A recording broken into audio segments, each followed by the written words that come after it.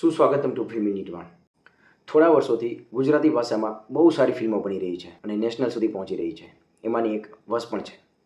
જો તમને super natural psychological horror film જોવી ગમતી હોય તો વશ લેવલ 2નો થિયેટ્રિકલ એક્સપિરિયન્સ સાચે જ લેવલ અપ છે। વશના writer director Krishnadev Yagnik fear શું છે એ તમને ફર્સ્ટ હાફ સુધીમાં જ ફીલ કરાવી દેશે, જે તમે ગુજરાતીમાં આજ સુધીમાં ક્યારેય નહીં કર્યું હોય। અમુક વર્ષોથી ગુજરાતી મૂવી બેન્ચમાર્ક સેટ કરી રહી છે, એમાં વશ લેવલ 2એ લેવલ અપ કર્યું છે। No need to say about Hiten Kumar અને હિતુ કનોડિયા।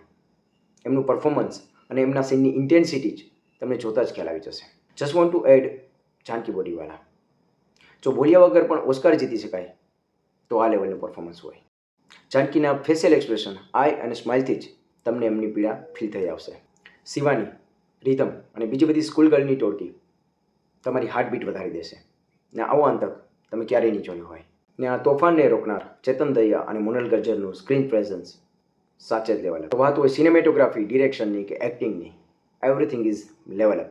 સો વશ level 2 is really level up. એટલે જો આટલી અદ્ભુત ફિલ્મો આપણી ભાષામાં બનતી હોય તો આપણે એને થિયેટરમાં જોઈને સપોર્ટ કરવો જ જોઈએ। So let's see and say Gujarati cinema દિલ સે।